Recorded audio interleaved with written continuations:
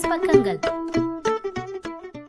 Hi friends, இது மாலிகாவின் கேளுங்க கதை கேளுங்க. மானஸ் எழுதிய ஒரு கூட்டு பறவைகள், அத்தியாயம் 3.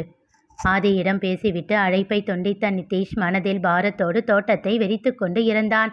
சென்னையின் வாகன நெரிசல்கள் சத்தம் அவர்களை எட்டாதபடி வீட்டை கட்டியிருந்தான் மாதேஷ்.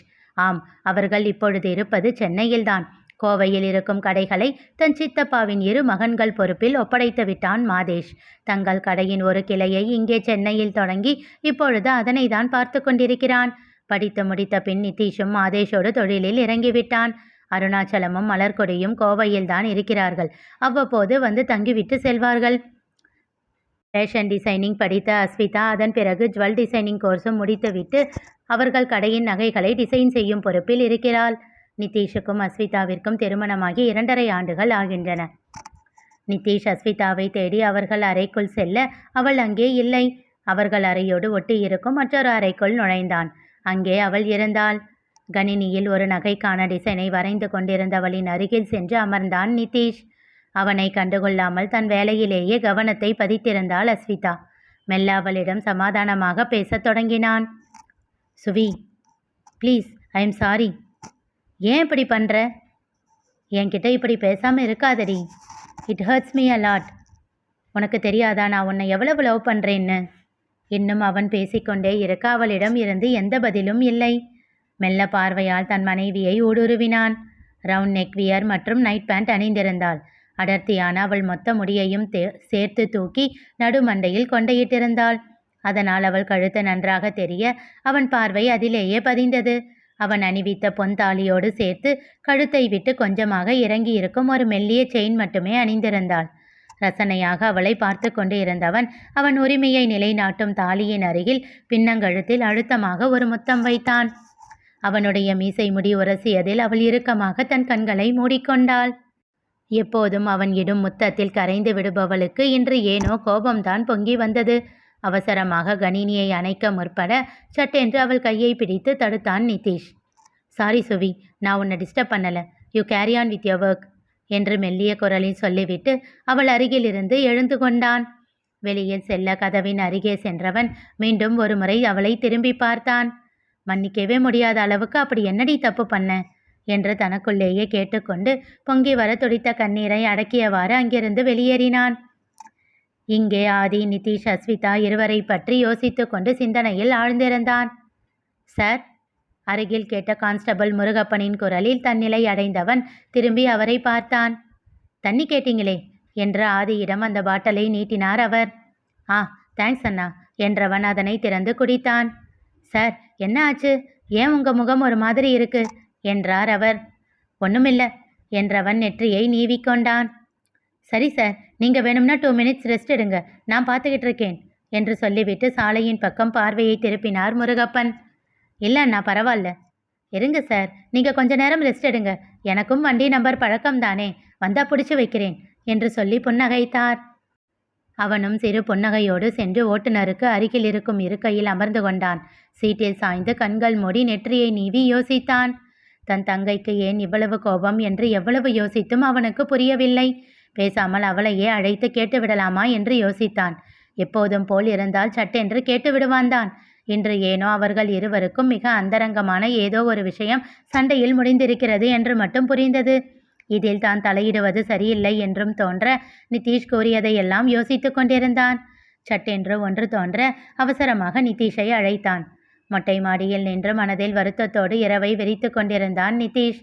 ஆதியின் அழைப்பை கண்டு அதனை ஏற்று, சொல்லு மச்சான் என்றான். அவன் குரலை வைத்தே புரிந்து கொண்டான் இன்னும் தன் தங்கை சமாதானமாகவில்லை என்று. மாப்ள, நேற்று அஸ்வி உனக்கு எதுக்கு கால் பண்ணா? நான் எப்போ வீட்டுக்கு வருவேன்னு கேட்க. எப்போவும் அப்படிதான் கேட்பாளா? இல்லை மச்சான், எப்போவாச்சும் அவள் ஃப்ரீயாக இருக்கிற அன்னைக்கு கேட்பா. இல்லைனா எங்கேயாச்சும் அவுட்டிங் போகணும்னா ஆசைப்பட்டா கேட்பா. டின்னருக்கு வெளியே போகணும்னா அப்போ கேட்பா. நேற்று எதுக்கு கேட்டா?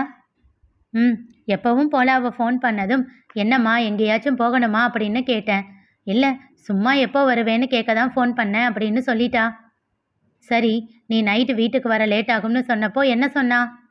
எதுவும் சொல்லலை, எப்பவும் போல ஓகே அப்படின்னு சொல்லிட்டா. நானும் எனக்காக வெயிட் பண்ண வேண்டாம், நீ தூங்கு அப்படின்னு சொல்லிட்டேன். அப்போ நீ வீட்டுக்கு வரும்போது அவள் தூங்கிட்டு இருந்தாளா? இல்லை, முழிச்சுக்கிட்டு தான் இருந்தா. ஏன்னு கேட்டியா? இல்லை. ஏன்? அது என்று சொல்லி நிறுத்தினான் நிதிஷ். மாப்பிள்ள, உண்மையை சொல்லுடா. இல்லைடா, நான் தூங்க சொல்லிட்டதுனால அவள் தூங்கி இருப்பான்னு நினச்சேன். நான் குடிச்சிட்டு வந்ததுனால அவள் முழிச்சுக்கிட்டு இருக்கிறத பார்த்ததும் மாட்டிக்கிட்டா என்ன பண்ணுறதுன்னு சத்தம் இல்லாமல் படுத்துட்டேன். அப்புறம் அவளே தான் ஆரம்பிச்சா. குடிச்சிட்டு வந்திருக்கியா அப்படின்னு கேட்டு சத்தம் போட ஆரம்பிச்சிட்டா. அப்புறம்தான் 2 பேருக்கும் பெரிய சண்டையாயிடுச்சு. நீ ஃப்ரெண்ட்ஸ் கூட போனால் எப்போவுமே குடிச்சிட்டு தான் வருவியா? அப்படியெல்லாம் இல்லைடா, என்னைக்காச்சும் ஒரு நாள் தான். சரி, எப்போவும் நீ வரும்போது தூங்கிட்டு இருக்கிறவ ஏன் முழிச்சுக்கிட்டு இருக்கான்னு நீ கேட்கவே இல்லையா? நிதிஷ் அமைதியாக இருந்தான். ஒருவேளை அதுதான் அவள் கோபத்துக்கு காரணமா? டேய், இதெல்லாம் ஒரு விஷயமா? ஏன் முழிச்சுக்கிட்டு இருக்கான்னு கேட்கலன்னா சண்டை போடுவாளா? அப்படி இல்லைடா மாப்பிள்ள, உன்கிட்ட ஏதாச்சும் பேசணும்னு நினச்சிருப்பாளோ என்னவோ. அதுக்கு என்று சலிப்பாக சொல்ல தொடங்கியவனுக்கு ஏதோ தோன்ற, மச்சான் ஒரு நிமிஷம் இரு என்று விட்டு அவசரமாக, நேற்று தேதி என்ன என்று பதட்டமாக கேட்டான். ஆதி கூறியதும் அதிர்ந்து போனவன், மச்சான் நீ போனை வை, நான் கூப்பிடுறேன் என்று விட்டு காற்றாக தன் மனைவியை தேடி ஓடினான். நிதிஷிடம் பேசிவிட்டு ஆதி அழைப்பை துண்டிக்க, சார் சார் வாங்க என்றார் முருகப்பன். அவசரமாக பொலிரோவில் இருந்து இறங்கி வந்து சாலையை பார்க்க அந்த பைக் வேகமாக வந்து கொண்டு இருந்தது. சார் நிறுத்தவா என்றார் முருகப்பன். கையை கட்டி சினத்தோடு அந்த பைக்கையே பார்த்து கொண்டிருந்தவன், வெயிட் பண்ணுங்கண்ணா என்றான். கொஞ்சமாக நகர்ந்து முன்னால் சென்று சாலையின் ஓரத்தில் அவன் நிற்க, அவனை இடிப்பது போல் அருகில் வந்து நின்றது அந்த பைக். அவன் எதுவும் பேசாமல் மீண்டும் சென்று பொலிரோவில் சாய்ந்து நின்று கொள்ள அந்த பைக் ஓரம் எடுத்து நின்றது.